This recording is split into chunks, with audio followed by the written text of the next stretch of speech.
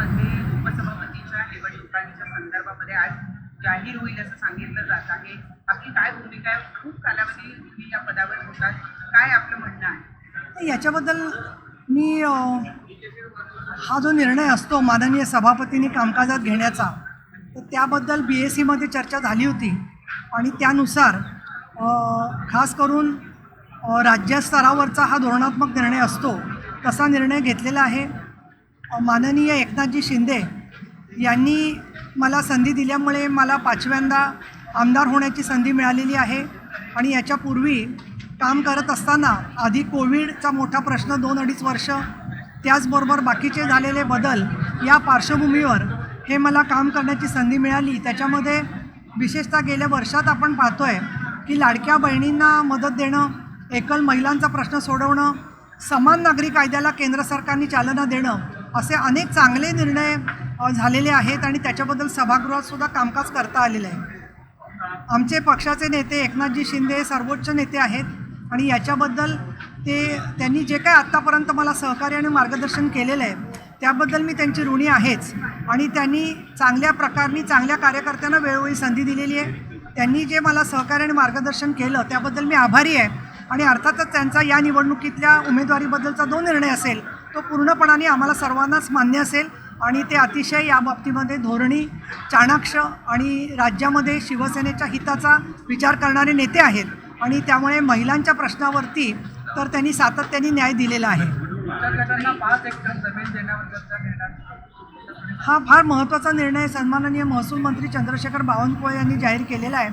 अनेक वर्षापासून स्त्रियांची एक चळवळ चालू होती शेतकरी म्हणून की त्यांनाही जमीन कसण्यासाठी मिळाली पाहिजे आणि अशा वेळेला बचत गटांना 2.5 हेक्टरपर्यंतची जमीन कसण्यासाठी देणं आणि त्याच्यामध्ये रोपवाटिका किंवा शेतीचे वेगवेगळे उद्योग करणं, त्याला उद्योगपूरक उद्योग करणं, यासाठी म्हणून लातूरला जेव्हा भूकंप झाला त्यावेळेला एक चांगलं फार मॉडेल महिला आर्थिक विकास महामंडळ आणि ॲग्रिकल्चर डिपार्टमेंटनी तयार केलेलं होतं युतीच्या सरकारमध्ये. मी त्यावेळेला माविमचे अध्यक्ष होते. तिथे आम्हाला दिसलं की महिला शेती तर करू शकतात पण वेटरनरीची मदत घेऊ शकतात, पशुपालन करू शकतात, ट्रॅक्टर चालवू शकतात आणि म्हणून मला असं वाटतं की महिलांना, शेतकऱ्यांना ओळख देण्याचं काम सुद्धा हे सरकार नवीन कायदा आणून करतं आहे. आणि अशा वेळेला स्त्रियांना जमीन देणं बचत गटांना हा जो निर्णय घेतला तो अतिशय स्वागतार्ह आहे आणि म्हणून मी सरकारच्या निर्णयाचं स्वागत करते. आणि कालच पालघरमध्ये या संदर्भात आम्ही एक मेळावा घेतला आणि महिलांपर्यंत या निर्णयांची माहिती पोचवतो आहे. आता निकालाचं वाचन सुरू झालंय नसरापूर खंडणी बलात्कार आणि हत्या प्रकरणामध्ये दोषी ठरवण्यात आलेल्या आरोपीला, परंतु आज त्याला शिक्षा ठोठावली जाणार आहे. तुम्ही या क्षेत्रात खूप वर्ष काम करत आलेला, या घटनेनंतर आरोपीला काय शिक्षा व्हावी अशी आपल्याला अपेक्षा आहे? या घटनेनंतर जेव्हा कुठे छोटी मुलगी मला दिसते त्यावेळेला त्या मुलीच्या आठवणींनी भावना विवश व्हायची वेळ येते. त्याच्यानंतर कल्याणमध्ये सुद्धा 2 मुलींवर वृद्ध लोकांनी अत्याचार करण्याच्या घटना घडलेल्या आहेत. अतिशय विदीर्ण व्हावं अशी परिस्थिती आहे आणि जी हिंसा वाढते आहे की कुठल्याही प्रवाशाला भोसकणं, कुठल्याही प्रवाशाला ढकलून देणं, या पार्श्वभूमीवर न्यायालयाने या संदर्भामध्ये हा ॲडव्होकेट अजय मिसर यांनी जो युक्तिवाद केलेला होता की ही रेअरेस्ट ऑफ द रेअर केस आहे की ज्याच्यामध्ये खून, बलात्कार हे सर्व घडलेलं आहे आणि तांत्रिक कारणामुळे पुरावे व्यवस्थित मांडण्यामध्ये सरकारला यश आलेलं आहे. सन्माननीय मुख्यमंत्री देवेंद्र फडणवीस, सन्माननीय उपमुख्यमंत्री एकनाथजी शिंदे, सन्माननीय उपमुख्यमंत्री सुनेत्रा पवार, तसंच पुणे शहराचे पोलीस आयुक्त अमितेश कुमार, पुणे ग्रामीणचे पोलीस अधीक्षक श्री संदीपजी, या सगळ्यांनी अतिशय चांगलं काम तिथे केलेलं आहे आणि त्यामुळे कुटुंबियांचं धाडस वाढलेलं आहे, आत्मविश्वास वाढलेला आहे. छोट्या मुलांनी पण साक्षी दिलेल्या आहेत आणि या सगळ्या साक्षी पुराव्यांचा आणि तांत्रिक पुराव्यांचा विचार करून फाशीची शिक्षा दिली जाईल अशी आम्हाला आशा आहे. त्याचबरोबर उच्च न्यायालयात आणि सर्वोच्च न्यायालयात देखील अपिलात कोणी गेलं तर त्यामध्ये सुद्धा लवकर निकाल लागावा अशी माझी शासन आणि न्यायसंस्थेकडे प्रार्थना आहे.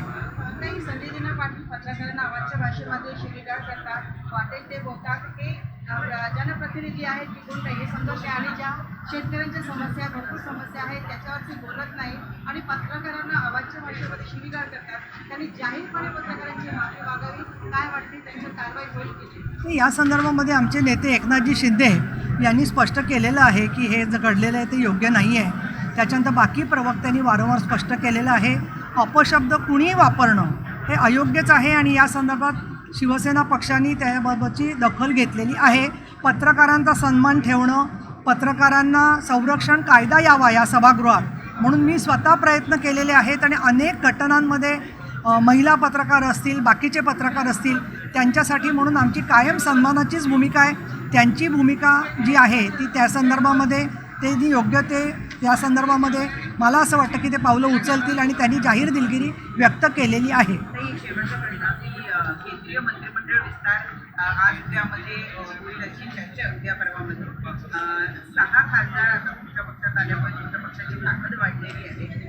NDA मधला एक महत्त्वाचा घटक असलेल्या पक्षाची ताकद 6 खासदारांमुळे वाढलेली आहे. त्यामुळे तुम्हाला तुमच्या पक्षाला एक कॅबिनेट मंत्री आणि एक राज्यमंत्री मिळेल अशी अपेक्षा व्यक्त केली जाते. काय वाटतं तुम्हाला की कोणाची वर्णी लागेल? ते मुळात हा वर्णी शब्द आहे ना, तो वर्णी म्हणजे कुठेतरी काहीतरी एखाद्याची पात्रता आहे की नाही न बघता लावल्यासारखं थोडंसं होतं. मला इथे सांगायचं आहे की केंद्रीय आमचे नेते NDAचे माननीय नरेंद्रजी मोदी, अमितजी शहा आणि या आमच्या शिवसेनेचे मुख्य नेते एकनाथजी शिंदे यांच्या समन्वयातून जे नाव होईल ते निश्चित होईल. प्रतापराव जाधव आत्ता विद्यमान मंत्री आहेत. आमच्या जे काही कार्यकर्त्यांचं किंवा सगळ्या आमचं मानस पाहिलं तर आम्हाला कोण शिफारस विचारलेली नाही आहे. परंतु श्रीकांत शिंदे स्वतः आरोग्यविषयक निष्णात डॉक्टर आहेत आणि त्याचबरोबर प्रत्येक ठिकाणी भारतभर ते नेटवर्क आहे आणि आरोग्य व्यवस्थेत सुधारणा होण्यासाठी खूप काम ते करू शकतील आणि म्हणून त्यांचा जर का सहभाग झाला आणि त्यांना जर का पक्षाने संधी दिली आणि तशा पद्धतीने केंद्रीय नेत्यांनीसुद्धा मान्यता दिली तर मला असं वाटतं की खूप चांगलं काम त्यांच्या हातून होऊ शकेल. केलं आहे आणि मी त्यांचं मनापासून अभिनंदन करीन. नसरापूरच्या केसमध्ये सगळ्या यंत्रणा आणि सरकार यांचं मी अभिनंदन करेल की ज्या पद्धतीने या केसचा तपास केला गेला आणि आज शेवटी आपण ज्या निकालाची वाट बघत होतो त्या नसरापूरच्या केसमध्ये या विकृत नराधमाला माननीय कोर्टाने फाशीची शिक्षा त्या ठिकाणी सुनावली आहे. मला असं वाटतंय की ही फाशीची शिक्षा ही फक्त एका या गुन्ह्यातल्या आरोपीसाठी नाही तर अशा विकृत मानसिकता असलेल्या या राज्यामध्ये जे हरामखोर लांडगे फिरतायत या सगळ्यांसाठीचा कठोर इशारा आहे. राज्यातल्या मुलींकडे, मुलीबाळींकडे जर वाकड्या नजरेने बघाल तर तुम्हाला अशाच पद्धतीने तुमच्या नांग्यात ठेचून काढू असा एक स्ट्रॉंग मेसेज हा माननीय न्यायालयाने त्या ठिकाणी दिलेला आहे. त्याचं मी मनापासून अभिनंदन करते. याच बरोबरीने अजूनही डोंगराळेची आपली चिमुकली असेल, वडगाव पानची आपली अहिल्यानगरची मुलगी असेल, यासुद्धा न्यायाच्या प्रतीक्षेत आहेत. माननीय मुख्यमंत्री देवेंद्रजी फडणवीस यांचं अभिनंदन मी यासाठी करेन की महिला आणि मुलींवरच्या अत्याचारामध्ये 0 टॉलरन्स पॉलिसी त्यांनी नेहमी ठेवलेली आहे. मला या ठिकाणी प्रकर्षाने सांगायचं आहे की आपल्याला कल्पना असेलच की आज राज्यामध्ये 250हून जास्त फॉरेन्सिक व्हॅन या त्या ठिकाणी प्रत्येक जिल्ह्यामध्ये फिरतायत आणि त्यामुळे आज लैंगिक अत्याचारासारख्या प्रकरणामध्ये अत्यंत महत्त्वपूर्ण ठरल्या जाणाऱ्या फॉरेन्सिक इव्हिडन्स हे आता त्याच ठिकाणी आपल्याला कलेक्ट करता येत आहेत आणि हे सगळे पुरावे अशा केसेसमध्ये महत्त्वपूर्ण ठरत आहेत, ज्याचा उपयोग नसरापूरच्या केसमध्ये सुद्धा त्या ठिकाणी झाला. मला असं नेहमी वाटतं की फक्त न्याय झाला असा नाही तर तो न्याय ठळकपणे दिसला पाहिजे, जो आज नसरापूरच्या केसमध्ये दिसतोय. समाजामध्ये जेव्हा हा न्याय दिसेल त्यावेळेला खऱ्या अर्थाने कायद्याची भीती, कायद्याचा धाक हा त्या ठिकाणी समाजामध्ये उत्पन्न झाल्याशिवाय राहणार नाही हा मला विश्वास आहे. पुन्हा एकदा मी सन्माननीय न्यायालयाचे मनापासून आभार मानते. काही ज्या पद्धतीने केस मेमध्ये घडली आणि मला हेच सांगायचं आहे की आपण बऱ्याचदा केसेस होतात त्यावेळेला आपण हे म्हणतो की आम्ही ही केस फास्ट ट्रॅकवरती चालवू. फास्ट ट्रॅक म्हणजे काय? हे फास्ट ट्रॅक आपल्याला नसरापूरच्या केसमधून दिसलेलं आहे. येणाऱ्या दिवसामध्ये अशाच पद्धतीच्या केसेस ज्या आहेत या सगळ्या फास्ट ट्रॅकवरती चालवल्या जातील हा मला विश्वास आहे. आणि अगदी कमी कालावधीमध्ये असल्या नराधमांच्या लांडग्यांच्या नांग्या ठेचायचं काम हे शासनाच्या माध्यमातून त्या ठिकाणी होईल. पुन्हा एकदा जरा बसणं फार गरजेचं होतं. माननीय न्यायालयाचे पुन्हा पुन्हा आभार मी नसरापूरच्या केस संदर्भामध्ये मानेन. काही जे पुरावे होते ते अत्यंत ताकदवर पुरावे असल्यामुळं या घटनेचा निकाल इतक्या लवकर लागला. पण अनेक वेळेला असं होतं की घटना नोंदवणं आणि त्यानंतर प्रत्यक्ष निकाल लागणं याच्यामध्ये बराच प्रदीर्घ म्हणून मी म्हटलं की फक्त न्याय झाला नाही, तो ठळकपणे दिसला पाहिजे, लोकांना लक्षात आलं पाहिजे. त्या पद्धतीचा न्याय नसरापूरच्या केसमध्ये झालेला आहे. आणि त्यामुळे येणाऱ्या दिवसांमध्ये सुद्धा ज्या आपल्या प्रलंबित केसेस आहे त्यामध्ये सुद्धा लवकरात लवकर न्याय मिळेल.